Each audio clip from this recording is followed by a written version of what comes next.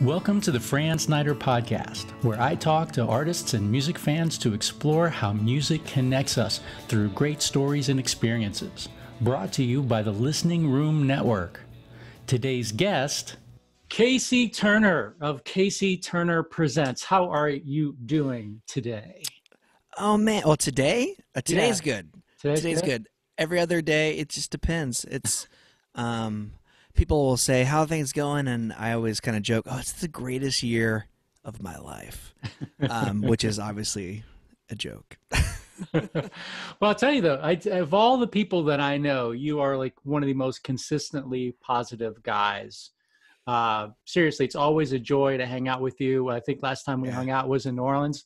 Oh, And we were at Tipatina. Is that what it's called? yeah, it must have been. And oh man, Yeah, that was so much fun. Good Such a time. simpler time back then in January.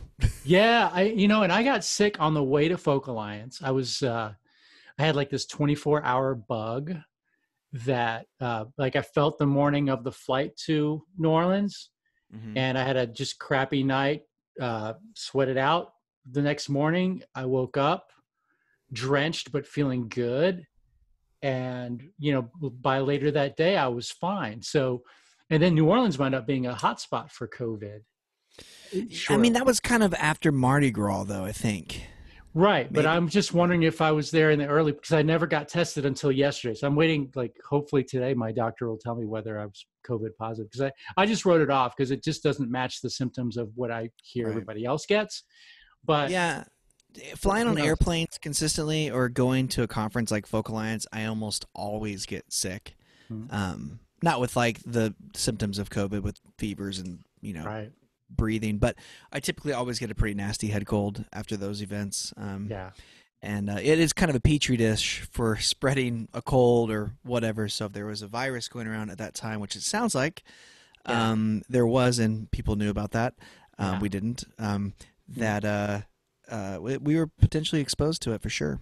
Yeah. So I met you in 2012 in San Francisco. That's right. Was insanely promoting the second Listening Room Festival, not 3 months after I had the first one here in Florida. And I thought, hey, let's go have one in a state where I don't live. And then instead of a weekend, let's do it 10 days, 5 cities, showcases, and five showcases, a bunch of, just a ridiculous, stupid idea, but it was fun. And somehow in that trip, you and I met and hung out a little bit, got to know each other. So let's go way back before we get into your super cool career. I think you're from Middle America.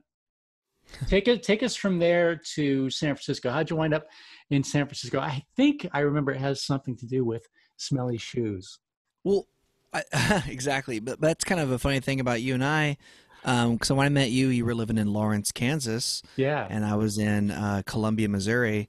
And Lawrence and Columbia are kind of like the Springfield and Shelbyville in The Simpsons. They're very similar towns. Rivals. Yeah, rivals, but also like this weird mirrored image. I feel like it's a very similar town for both college towns for both kind of Midwestern states.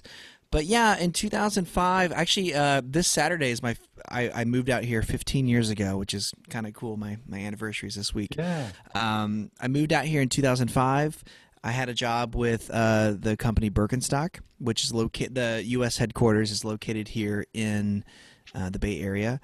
I didn't have a job, but I had a potential interview for the job. So I just packed my car and my dog and whatever I could fit in my Cavalier, which was the car I had at the time.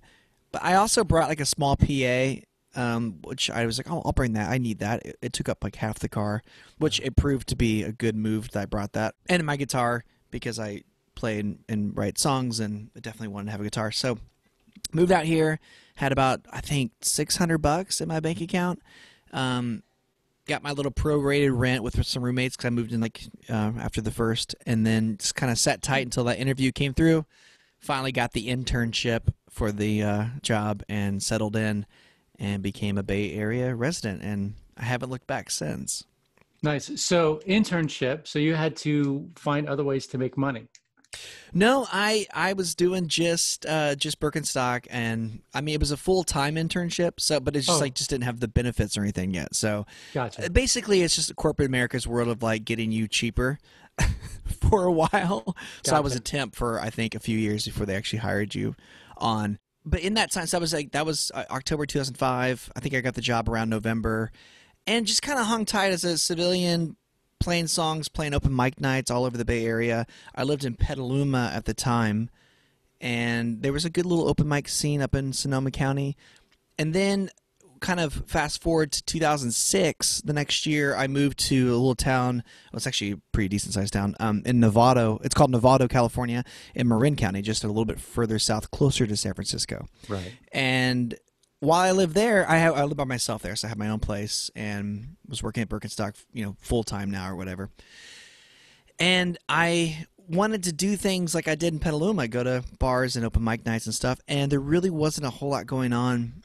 And actually, the local record store, which I still love that record store, it's called Watts Music, they were selling hats that literally say Novato sucks. And I don't know, I think that's funny, but like I like that town, and I'm like, I'm going to be here for a while, and I can't live in a town that sucks, So I found myself always driving to San Francisco a lot to go to open mics, especially at Bazaar Cafe, my favorite little coffee shop, listening room environment.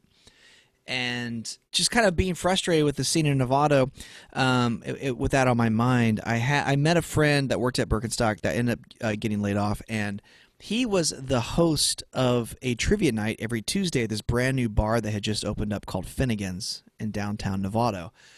And so he brought me in. He's like, let me meet you to the owner. I think they're wanting to do music. Maybe you should just meet the guy and talk to him. So I met this guy named Henry who owns Finnegan's.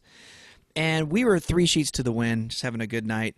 And I was like, Henry, he's like, tell me, what do you do? I'm like, well, I play music and stuff, but I was thinking like we could have this open mic night on Monday nights, He's like, what's that? I'm like, I have a PA, I'll bring it down, I'll host it, and local people will play music all night, and it'll be fun. He's like, how much do you want to do it? I go, I don't know, $50. He's like, see you next Monday. And that was kind of the start to getting involved in the behind the scenes of music. That was the beginning of my 10,000 hours of hosting, running sound, organizing, and the many relationships I would meet following that. And that open mic ran from November 2006 to June 2012. So I heard a lot of sad songs in that time. Yeah, probably a couple of versions of Hallelujah as well. Yeah, man. That's a classic, and I always draw blanks, but yeah, there's definitely some songs that you hear multiple ones of. Yeah. But that was how I got started doing that, and also during that time frame, maybe a little bit before that, I don't know exactly where the window came in. I met a gentleman named Drew Pearce, and that was all through Craigslist. Back in the day, y'all listening, you kids, Craigslist was a useful tool for other than meeting like escorts and selling your dresser that's a crap. Yeah. It was a great place to meet musicians and a great place to network, kind of. And so I mean, like, people would form bands on Craigslist, if you can think of that. And Drew was promoting his house concert series. There was a house show in Sausalito, and basically the way he advertised it was, come see this kind of under the radar great artist, promoted by Drew Pearce, who writes for Acoustic Guitar Magazine.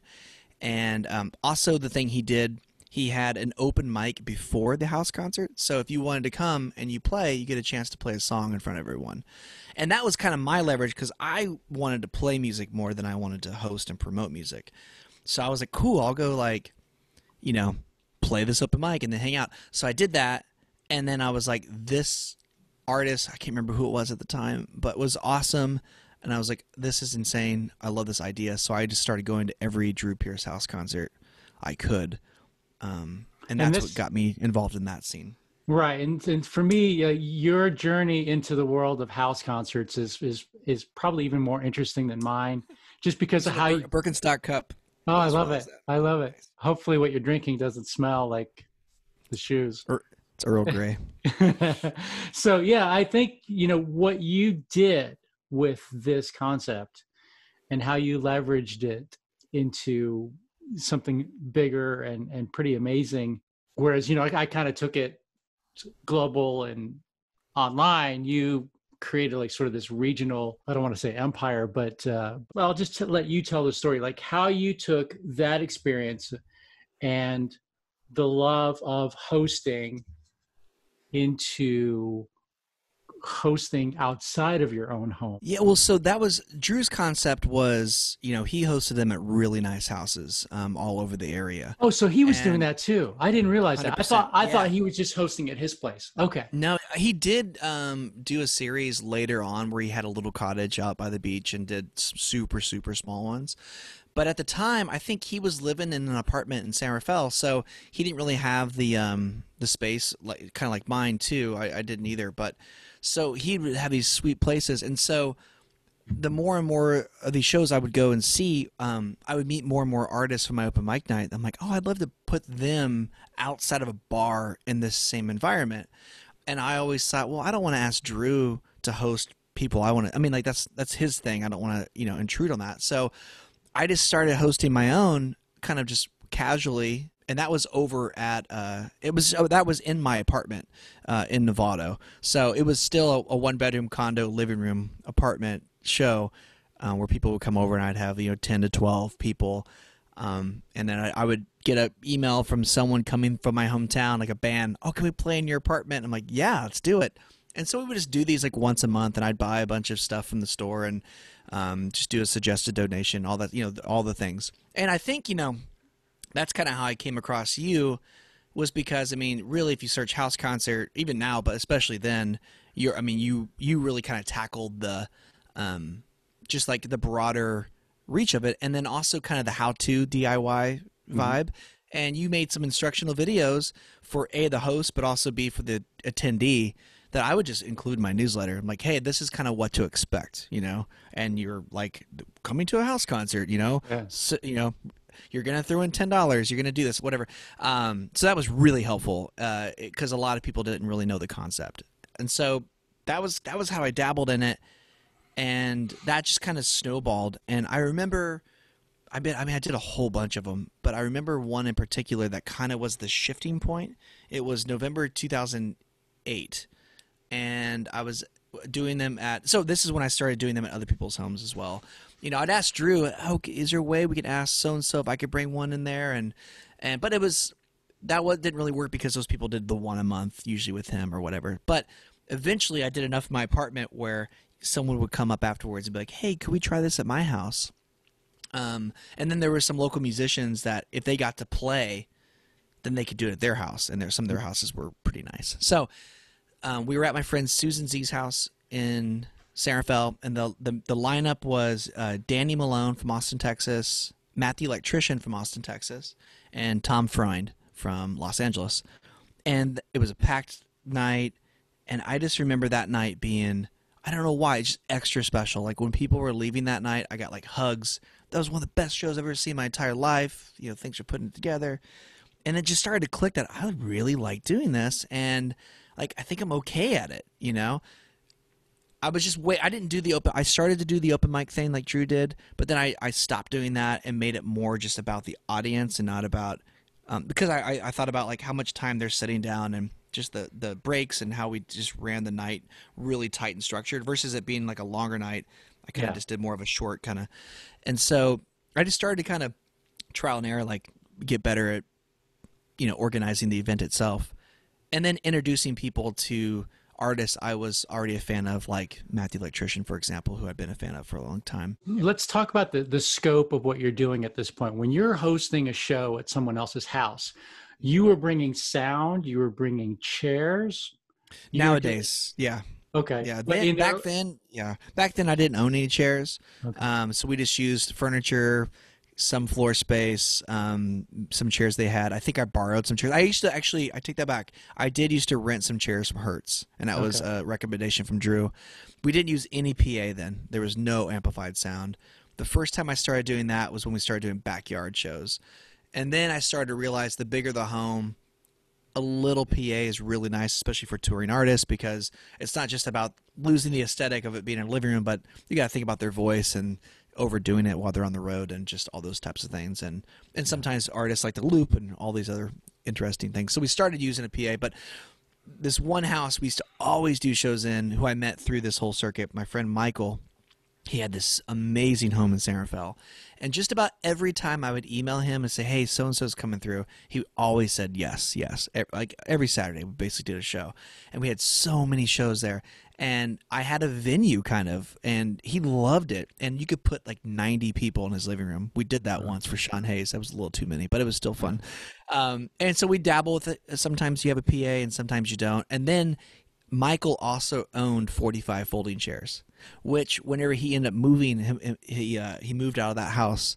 Eventually, he gave me all those chairs, and they're in my garage right now. So, yeah, I started to realize the importance of having folding chairs, because then if you do that, you can not only get more people in the room comfortably without them being on top of each other, you could just generate more income for the artists and make it feel a little bit more just tight and organized. So yeah. So now you can fill in if I'm jumping ahead, but yeah. Sorry, I get all over the place too. Sorry. No, it's all good. So from there, you're hosting more and more shows, connecting with more and more artists. Sometimes the artists are bringing a handful of their fans, and then you're getting fans from the host, and so you're building this mailing list that becomes pretty exceptional after a while, and you decide to expand. Well, so yeah, the breaking point for, I guess, the word expand, or basically quitting my day job, happened in 2010. I was doing, a bunch of house shows, and at the time, at the day job, things had really slowed down then. Like 2008 was a pretty rough year for all retail industry, and so the call center I worked in it went from getting like, I don't know how many calls an hour to like maybe one an hour, and I was just like sitting there. So that's when MySpace was cool. We're like, Craigslist and MySpace, man, I am old. So I used to, I booked tours for myself using MySpace, but that's how I found a lot of artists, especially for my open mic. You could search like your region and then listen to their music, and I would just give invitations. Hey, will you come play this open mic this Monday? Would love to hear you, or I'll make you the featured performer. And that's how I would reach out to people. So using MySpace and all that stuff, and I was like putting a lot of time into booking my house concert series and all these other things, more so than I was doing my day job. And I realized it was really becoming a big part of my life, and a really important part of my life. So the beginning of 2010, Matt Sever, Matt the electrician, who lives in Austin, he was like, dude, you got to come to South by Southwest. This is back when South by 2 was like not quite as nuts as it is today. Yeah. Oh, it's not nuts today at all. It's canceled. But he was like, you got to come, and you can stay with me. Tom Freund stays with me too, and if you just run around with me and Tom, you'll meet a lot of great people. You'll have a blast. It'll be great for you. So I went last minute, just jumped down on a plane and went to Austin for that week. And I'd been to Austin before, very familiar with the scene and love it, but I'd never been to South by. So, oh my God, it was like, for someone who's a music fan, it was like it was the crack cocaine that you needed. I was just like, I was so just hooked on every moment of that trip. So much fun. And then the final night, we all hung out at our friends Danny Schmidt and Carrie Elkin's house. And they always have this big, at the end of South by, they always have this big margarita party where everyone comes over, they make this tons of margaritas, and like every songwriter friend that they have is there, from like, Matt to Raina Rose, everyone in Austin's there. And there's this huge room all circled around. John Elliott's there. And this guitar gets passed around, and everyone just plays a song, and I even played a song, and it was the most magical thing. And the weirdest thing about that night, when I was kind of roaming around and meeting people, they were like, oh, wait, you're that dude that does the house shows in San Francisco. And I'm like, how did you know that? That took me back, that they were aware of what I was doing, even though it was just kind of a hobby for fun kind of thing. And so I came back from that trip, and I was like, I guess if I'm ever going to do this, this is probably the time to do it. The iron just felt super hot, and I was charged. And I came back, and then April, the next month, I put my 2 weeks in. And I'll never forget the first day after my 2 weeks at the day job were over. I was sitting in this apartment in my kitchen. We had just moved to San Francisco from Marin. And I'm sitting in my kitchen. I opened my laptop, and I was like, Oh God, what do I do? This is my job now. If you are enjoying this podcast, can you pause for a moment to like, review, and subscribe? Please help the world discover our music community and the wonderful artists we support. Your feedback makes a difference. So I said yes to everything. Like, will you be my booking agent? Yes. Will you book this farmer's market? Yes. Hey, I'm opening up a shitty sports bar in Concord. Will you book it? Absolutely. Everything you could think of music related. Will you help me fix up my MySpace page or set up a Facebook? Yes. Will you consult me on that? Yes. I was just like, I had 2 more open mic nights. I was doing an open mic in Marin, and then another year later, that September, I started one at Red Devil Lounge here in San Francisco, which was another pinnacle kind of move on my part in a good way. But there was a time I was doing 3 open mics in a row. I was going crazy, and I cannot believe my girlfriend didn't dump me. That's funny. So then you took that and started booking larger and larger venues with. Yeah, I started. So my first ever public show at a venue of stature, outside of like Bazaar Cafe and the tip jar kind of places and house concerts, in July of 2010. So that year, I put together a concert at a venue called Cafe de Nord, and it's a 250 cap venue. And the lineup was they're all 3 local bands. It was Francesca Lee, the Welcome Mat, and Owen Roberts. And so it was like Owen's CD release show, Welcome Mat's big rock show. He hadn't done one in a long time, and then Francesca, the same thing. And we just promoted it so hard. It was the first time I ever made like a flyer for like a ticketed concert, and I actually did a weird thing. I went down and there's a town south of San Francisco called Colma. And basically Colma is a graveyard town, not because it's dead. Well, it kind of is. It's just a bunch of graveyards there. There's a lot of graveyards. And one of the graveyards there, it's like it's like a special like Jewish graveyard. And legendary concert promoter Bill Graham is buried there. Dude, I was so stressed out about that Cafe de Nord show because I was like, I have to do this. We have to sell it out. I've got to like make my first big thing I've ever done sold out, because it's like, why else do it? And so I visited his grave. I had like a moment. And I was like, please help me sell this show out. And we did. We actually did sell it out. And it was a huge moment, because that was the year I quit my job and all the things. And so, and it got me into beginning my relationship with club owners. This guy was, his name was Guy Carson, who owned Denord. And coming off with your first show as a sold out night is a really good way. That's a good foot to start on with a club owner. So yeah, that was kind of the start of that. And that was the first time I did something big like that. Yeah. And so, but that you've sort of leveraged that into doing many, many big shows per year, to where that you're doing more. Big for me. Well, yeah, I think, most of our audience is sort of in the folk world. So we're not comparing you to stadiums, but yeah, anything over a couple hundred is a good size show for, especially when you're having, folk, singer-songwriter, and small bands, indie bands, that kind of thing. So anytime you need security, I'm like, that's a big show for me. Right, exactly. Where does this go until COVID hits? Like, take me to COVID. Well, your last couple of big shows, peak events, maybe, that were like, yeah. Well, I had a really big peak event this last November. It was a goal that I didn't think was going to happen this soon, and it came together faster than I thought it would. So some good friends of mine, they're in a band called Poor Man's Whiskey. They're like they call it high octane hootenanny. That's their brand. They're so much fun.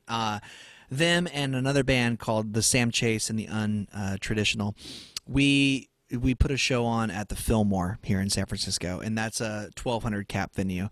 And Poor Man's Whiskey has headlined that venue before, very sparsely over the years. Although they draw wherever they go, anytime they go for the Fillmore, it's like, we all know that's not a normal gig for any of us. It takes a lot of work to put even half those amount of people in a room versus the whole thing. So they had the thing kind of lined up, and then they brought me in on it. They're like, we need you to be part of this, and we want you to be part of it. And I was just like, I was taken back and not even ready for that because I had such a busy fall already at Hop Monk and the other things I do. I was like, I don't know, man. Let's have a meeting. But I was like, how could I say no? An opportunity to promote a show at like Ground Zero, one of the greatest venues in the world. And so, Bill Graham, right? Yeah, I mean, that was his baby. And so I took the job on and worked harder than I think I ever have on a show, or in I mean, it was just the most daunting mountain to climb. But so we sold out the Fillmore on Black Friday in November, and that was like the last like big ass show I did. I mean, we did some Hot Monk shows earlier this year, indoor stuff, and some actually this year. So yeah, that was a great night. That was Poor Man's Whiskey's. It was their farewell show for now. They're going on a hiatus, and so that's why it was a really special place to do that show. Is really important to them. And good timing. Yeah, good. It was a good timing. I was talking to the guys the other day. I'm like, can you believe that we did that show? Like, if you would have waited till the spring, it wouldn't have happened, and it would have been really sad. And then it was Sam Chase's album release show, and Sam is a native of San Franciscan. And so he had never played that stage, so it was a huge deal for him. So we had all the cards in the right direction, it was the perfect time to roll the dice on that. So, but yeah, I mean, and so we did that, and then I think my last show last year was, I think I had Willie Watson in December, and then Lucy Kaplansky, and then took a winter break. I never do New Year's Eve shows and stuff, and then came back, Folk Alliance, and then February I had Loudon Wainwright up at Hot Monk. I had Tom Paxton, which was really fun for the folk folks.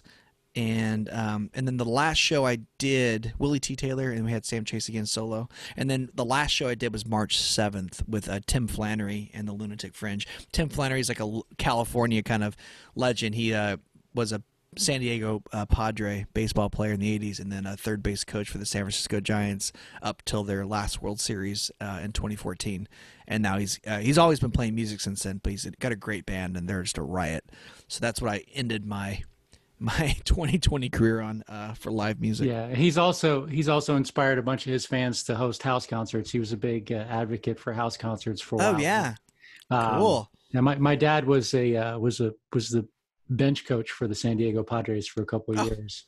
He definitely knows Tim Flannery. But I'm guessing he's probably met him. One of the really fun things about this podcast for me has been learning all the silver linings, all the creativity that artists have brought to the pandemic, of like, how do we, not only just sustain ourselves, but how do we move forward and create new opportunities for ourselves?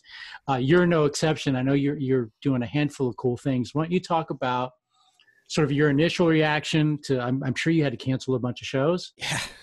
And once you got over that hump, like, what was the turning point where, like, okay, this is what I need to do now?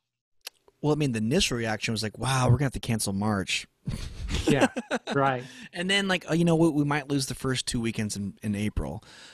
Because for those of you all that don't know, aside from doing Casey Turner Presents shows, I'm also the full-time talent buyer booker at Hop Monk in Novato. It's a 300 cap venue.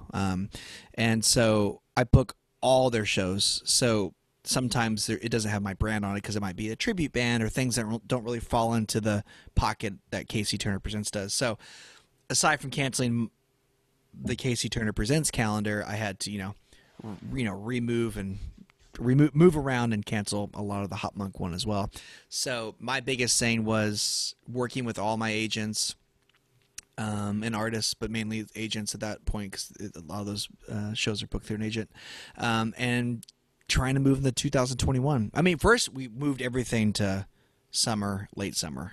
So everything's been moved at least 2 or 3 times at this point, which is a lot of hours and time. But I got to do it. I'd rather have it done and then sit on it, because I had I do a cookout concert series up at Hot Monk. It's an outdoor venue we have there. It's a 300 cap outdoor venue, and it's my 7th year doing it. And no, it was 8th. I don't remember. I don't know what year it is. And I had all like 16 of them booked, and that takes a lot of time. I started booking that back in November.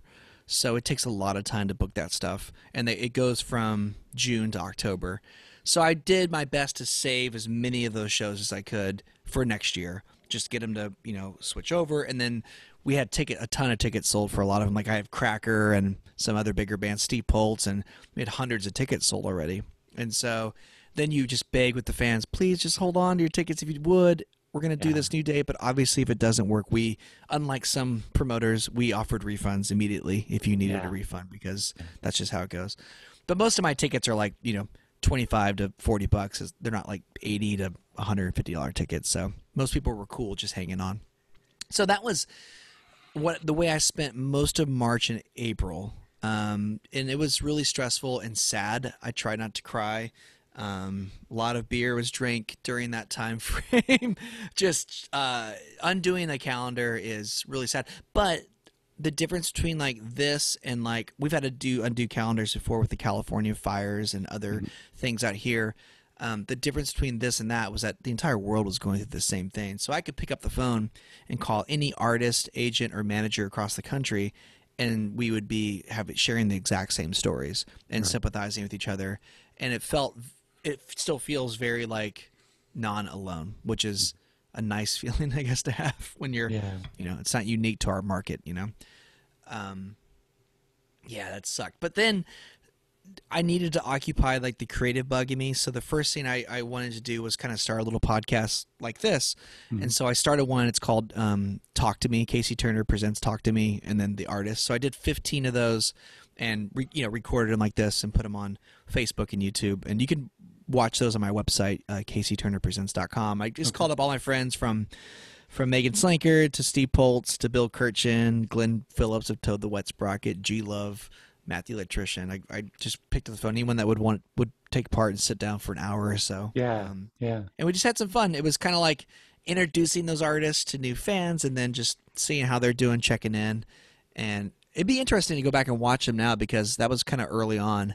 And everyone's attitude was like, we still might do shit this fall, So we'll see. But, obviously that's not going to happen. Unless you're in Florida, apparently you can do whatever you want down there, Well, it's funny for the information that comes out in chunks, and then there's contradictory information that comes out. And so one moment getting together is insanely stupid, and then you find out, well, it's working in Sweden or it's not working here. Like there's all these competing theories for what is the right way to handle this long term. If you're, it's one thing if you're an at-risk person, if you've got comorbidity issues, if you've got diabetes, then no matter what, you've got to be super, super careful. But then for everybody else, it's kind of like, it's the jury's not out as to what the absolute best behavior is. So some people are real advocates for herd immunity. Let's just get it done, and people who need to catch it, and the odds of survival are extremely high. And then others are on the other side of that. So I to this day, I still think that we don't know enough about this thing yet, and my concern is that we're probably getting this.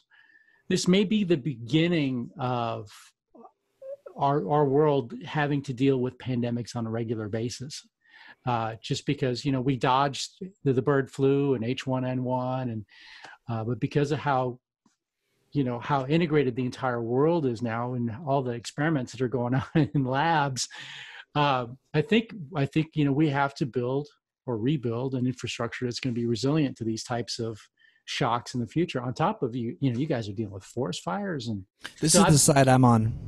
Wear a goddamn mask. I'm definitely on the mask side of things. But in terms, and if you need one, I sell them. So there you go. Yeah, again, back to the positivity thing, right? Yeah.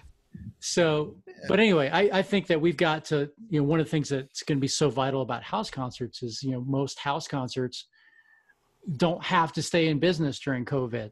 They just rest. And then when they feel safe, when their community feels safe, they can do this again. And they're going to be needed more than ever for the artists who still have touring in their blood, people who still want to go out and hit the road. House concerts are be incredibly vital to to the rebirth of live music, I think. So that's exciting for us. We just don't know how quickly it's going to materialize, but activity is starting to pick up for the spring. We're seeing bookings happen. People are building gazebos in their backyards and figuring out how to do socially distanced, masked, whatever they need to do, they're going to do it. But they want to have music. Yeah, the kind of creative bug that's floated across my brain recently, after talking to my friend Megan Slankard and just kind of seeing what else is going on in the community, I've kind of narrowed down an idea with doing driveway shows. And so we're testing the waters on that in October. I'm calling it Casey Turner Presents In Your Driveway. Yeah. And so the way it works is I'm only working with 3 artists on this, and we're doing 3 weekends. So all October weekend. So I got Megan Slankard on board, the Poor Man's Whiskey as a trio on board, and then Tim Bloom of the Mother Hips. And what we're doing is we're putting the word out to kind of the diehard fans. We're booking these as private events, so we're not selling tickets. We're not doing donations like a house concert would. We're having the host just buy the flat fee. So it's a private show. And what we do is I'll bring the artist to your driveway in the San Francisco Bay Area, and we'll roll up. I've got this really sweet PA. It's the Bose S1, and it's got an 11-hour battery in it, and it sounds awesome. I've got some really great lights if we need them for the evening that are also battery operated. So we roll up. We don't need any power. Everyone stays at least 15 feet away from the artist. You can invite up to 10 to 15 friends, counting yourself, masked, socially distanced away from us. And we roll in 15 minutes before the show starts. The artist plays an hour, and we leave 15 minutes afterwards. And so the goal is on that Saturday and Sunday we're doing 4 each day to make it worth it. And then my job is A, mining out the folks that can afford to do this and want to have it, and then B, routing them together so it makes sense logistically. So it's basically from like 12 to 7 p.m. So if someone says, oh, I can do this in Berkeley, I'm going to be kind of reaching out and targeting people in Oakland, Piedmont, the East Bay. I don't want to go from like Berkeley to Sebastopol at one show after. That would make no sense to drive like an hour and 25 minutes between, because it would just eat up the whole day. So that's been kind of fun, and just about all those are booked. I think there's a couple left for Poor Man's Whiskey and like 1 left for Megan, and Tim Bloom's booked up pretty fast. So we're going to try these out, and if they go well and the artist likes it and it feels safe and doesn't feel like we're doing anything wrong, we're going to maybe try this in the spring, because it might be what we're doing in the spring. So we'll see. Yeah, that's a great idea. I know a couple other websites. We started promoting concerts by the yard cool. as a simple 20 minute or an hour deal in your driveway, that kind of deal. Invite a couple neighbors or whatever, just lo-fi. It's tougher here in Florida because we have to contend with rain, right, unpredictable rain, whereas for you guys it's usually it's pretty rare. Yeah, well, November, December, January, February, it's typically rain season, so that's why I'm going to back off on November. But and hopefully we don't get any bad weather in October. But honestly, I'm more concerned if like there's fires, the air quality and stuff would definitely make us have to cancel or reschedule. So yeah, I follow cryptocurrency and tech quite a bit, and so much of that is based in Silicon Valley, and there seems to there's alarms ringing for like a massive exodus of San Francisco. I'm curious how you're feeling. Are you sensing that kind of vibe from musicians as well? Is there some alarmism in terms of San Francisco being a viable place? Or is it exciting that all these techies are moving out and maybe you can get something affordable now? I think the mass kind of exodus is definitely happening from more of the higher paying, younger jobs that were here. When you're told you don't have to come to this office anymore, you can work from, another desirable place. San Francisco I love it here, but there are definitely things about it you have to love and also have to kind of work with. And during a time like this, it's a gorgeous city, but there are parts of it that are not as gorgeous compared to, other parts of the country. And I think a lot of people were kind of dealing with that and then paying an exorbitant amount for rent. And I think a lot of those folks are just done with that. And now they don't have to work at this office anymore. So they might take a pay cut to move to, Austin or wherever they're going to end up. but they'll enjoy their life more there because they actually appreciate it. If you're not enjoying what San Francisco has to offer, there's no point of living here, you know? So there are tons of people moving out. I mean, even in my neighborhood, so many rent signs. And I think that's a good thing for artists because, I mean, it's still expensive to move here, but it's compared to what it was a year ago, it's dropped significantly. The same apartment might be like $700 less a month right now.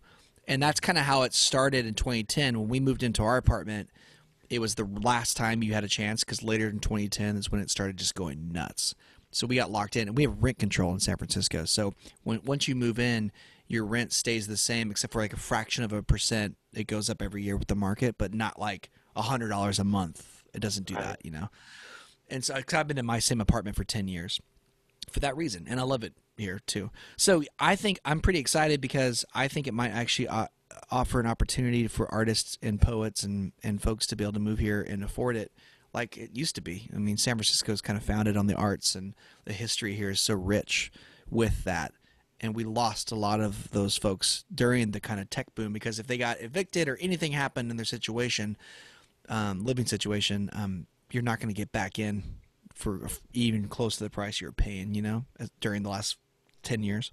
Sure. So it's an interesting shift, and I'll be interested to see where it goes. Like I've got friends that are rent controlled, and they want to live in a bigger apartment or a different neighborhood. They always wanted to, but they could never afford it because it just shot up so much. I've got friends looking at apartments now, and they haven't done that in 11 years. Right. So that's exciting even for the people who live here who want to maybe get out of a certain neighborhood and move to a different one, or get a 2-bedroom apartment finally, or whatever their need is. So before a lot of musicians moved out of the city though for a while. They were going to Oakland, and Vallejo and other parts of the Bay Area, but even those places were jumping up pretty high. And what do you have on the horizon that you haven't talked about yet? Anything you want to talk about specifically that? I'm trying to stay hopeful, and kind of back in the very beginning, you're like, "How you doing today?" I'm like, "I'm okay. I feel good today." Keep myself busy with these driveway things has been really awesome because it's like figuring out logistics on how to do a show again and how we're going to do it. Like it got my kind of entrepreneurial brain in motion. And when that thing goes dormant, I get really sad. It's probably like the same for like a songwriter when you just don't touch your guitar for like 2 months or something, like, or you don't tour, you know, that little thing that just keeps the little mouse going or whatever in your head. It was kind of dormant, and I wasn't coming up with any ideas, you know, and that bummed me out. And so I'm hopeful with this new thing that I could actually maybe take this idea if it works and have a little plan for the spring if we don't have shows again yet. And then working with just the possibilities of more outdoor stuff come the spring. And also diving back into the podcast world, I really enjoyed kind of learning how to be an interviewer. I'm not that at all, but I've got interviewers I'm huge fans of. And so I would just, like the first one I did, I was so bad. I just talked over. I just couldn't do it. And I just had to realize I had to make notes to myself every time it would say like, talk less, you know, as an interviewer. And it really helped. Like you think about a Terry Gross interview or Larry King, they kind of just sit back, you know, they tee it up, and that's, you know, they get the conversation rolling. So that was really fun and exciting. So I'm probably going to start some of those back up once the weather gets cooler and people are back on their computers more. But yeah, I mean, that's kind of where I'm at. I mean, with you, I mean, it's great to hear that you got the backyard thing going. I saw another kind of website. It kind of reminded me of the So Far Sound kind of setup. It's called like curbside concerts or something. It's basically the driveway concert concept, except just organized on a platform and easy to book, and so an artist can sign up. Right. And set their rate or whatever. I don't know what the back end deal looks like for the artist, but I thought that was pretty good. I mean, I was like, that's cool. I mean, someone's getting innovative, you know? Yeah. Yeah. Yeah. That's a fun thing to talk about too. That So Far Sound thing, like for two guys that were doing house shows at first 100% for the love of it. And then I started kind of, you know, found a way to make a career with it, but a very transparent career, you know, like every deal with the artist was just, every penny was accounted for kind of thing. Right. Seeing the So Far Sound thing come out was got to be fascinating for you, because that really was, you kind of had your pulse on that idea, I feel like, out of the chute. You were one of the first ones to really get out there and do like just the organization of the host and the artist. Yeah, it's funny. I guess what you're referring to is the fairly recent controversy. There are a couple articles were written about how So Far Sounds wasn't really paying musicians any significant percentage of the money that was coming in. You know, whether it's $50 or $100 a show.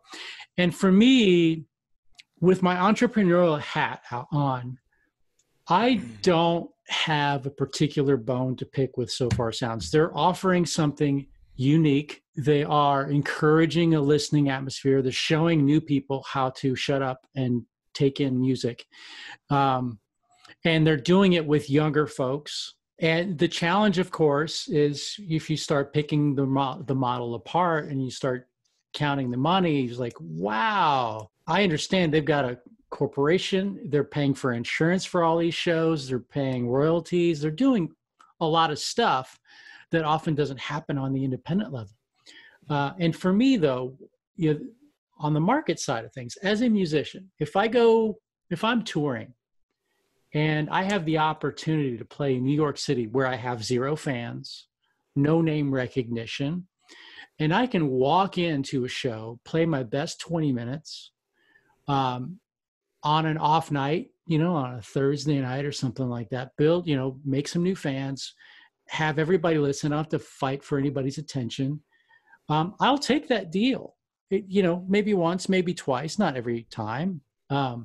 But so as an entity, I don't have a problem with them making that offering. But I think it is good for artists to have the information that, okay, $3,000 was made or was, $3,000 of revenue was generated tonight, and the artist had to split 10% of it.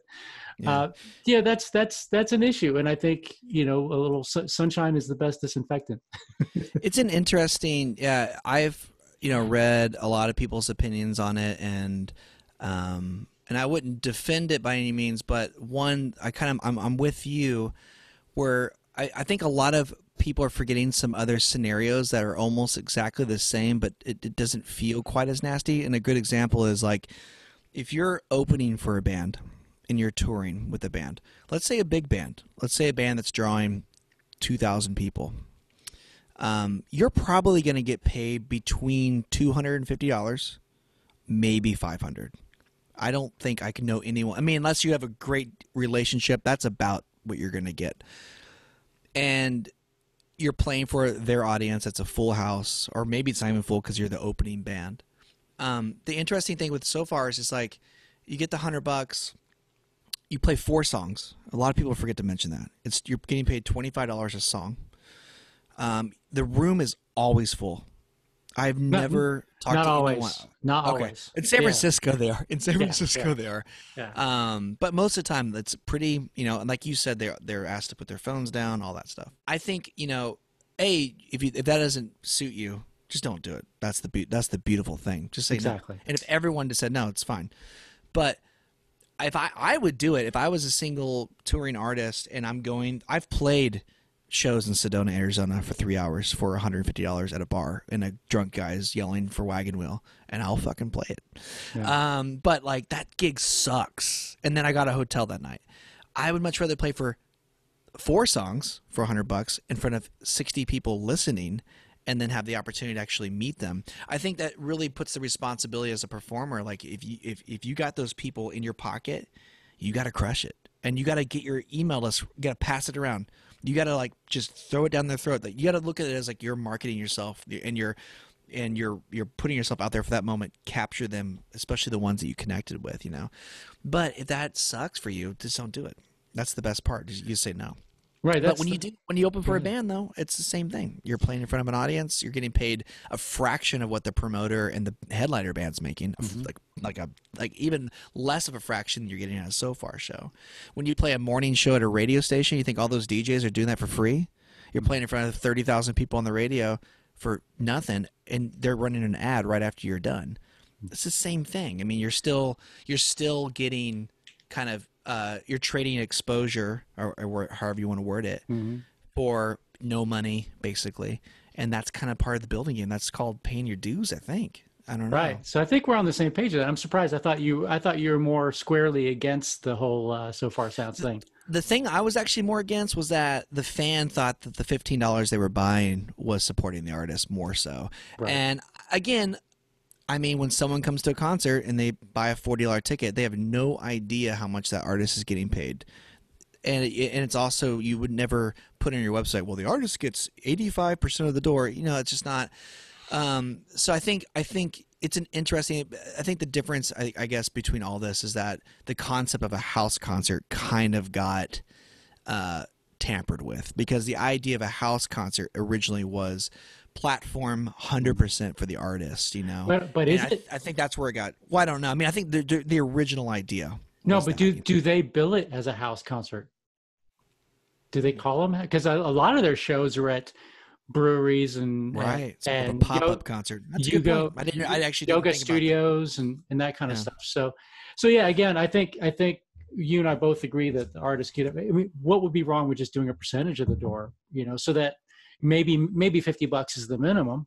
But hell, if the house is making $4,000, let's bonus out the artists.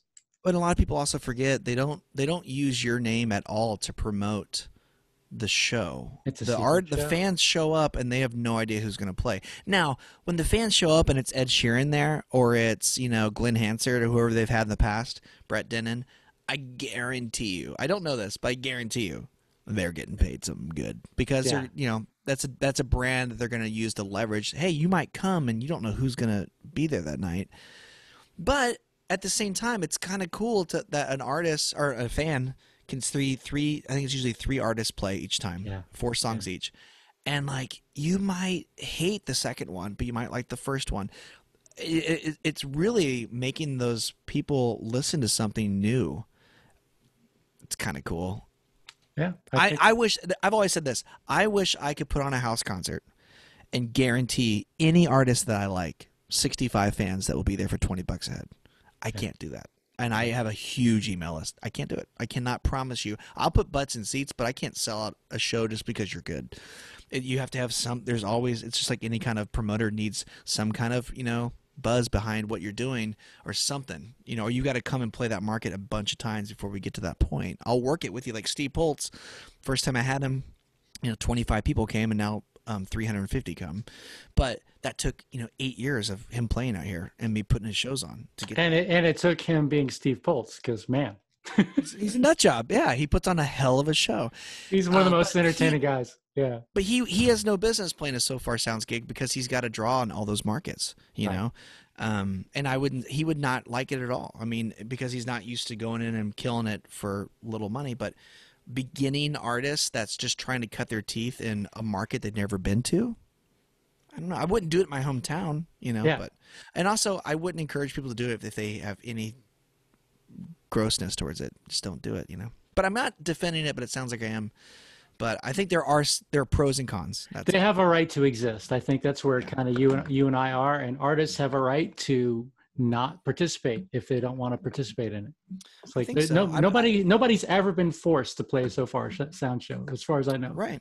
Nobody's ever been forced. I would rather be the opening band at a big show in front of 2,000 people, but like, you know, but if you're talking about just the breakdown of the money being your reasoning, I think that's a good example to pin it against. And there was a time, I don't know how much of this you've heard, but like you had to buy your way onto a tour as an opening act for a while. Oh yeah. Yeah, so I mean, like, forget about getting paid. You had to pay to be on the tour. Like, we're going to deliver X amount of fans in these markets, and I've got a friend. I'm not going to say names, but like an artist that tours and draws really well. And I was pushing one of my artists to, can I get them on this tour? You know, he's like, man, we work with this record company and they pay us $500 a night to put their artists in front of us. And I'm like, oh. He's like, yeah, I wouldn't ever ask you to do that, but it's a deal that we have with the record company. And I'm like, damn, talk about forcing it, you know? Yeah. If you're interesting. If you're band that's drawing, you can be the promoter. I mean, if you want to. I mean, I know bands that draw that still pay their openers really well. Sure. You know? But I mean, there are some though that, I mean, when you're playing 500 cap rooms, people think you're just killing it, you know? But honestly, after you pay the band and all the promo and the crew you've got, that extra money that they were getting probably from that opener is probably actually pretty significant. The margins are a lot tighter than people realize. Yeah, I believe it. Well, Casey, anything, any parting thoughts before we let you go? I'm just happy to see you're doing well, and you look great. And I'm happy that you're in Florida and you're holding it Despite down. the staple in my head. I wasn't going to say anything. Yeah. I'm just going to drop that as a mystery. But yeah, no, you look. It's good to talk to you, and it's nice to see someone who's in this industry smiling still. And I'm hopeful for the future. I want everyone to just take care of one another, and I just hope we can get everyone on as close to the same page as possible, because we're not out of the dust yet, you know. Yeah, that's for sure. But we need just because you're bored with COVID doesn't mean it's over. And I want concerts to come back, so we gotta be smart and we gotta take care of one another, and especially those who are at risk. We gotta protect them. Yeah, absolutely. Well, thanks, Casey. It's always so cool to catch up with you, and eventually we'll do this in person over a beer. Amazing. That'd be amazing. That'd be fun. That New Orleans trip was ridiculous. Yeah, I had so much fun. All right. Best to you and yours. We'll talk again soon. Thanks, everybody, for listening. All right. Take care. Thanks for listening to the Fran Snyder Podcast. Please subscribe, like, or share to help your friends discover this community. Also, I'd love to hear from you with any feedback or suggestions you have. And if you'd like to learn more about house concerts and listening rooms around the world, please visit and join listeningroomnetwork.com. You can email me from there. See you next time on the Fran Snyder Podcast.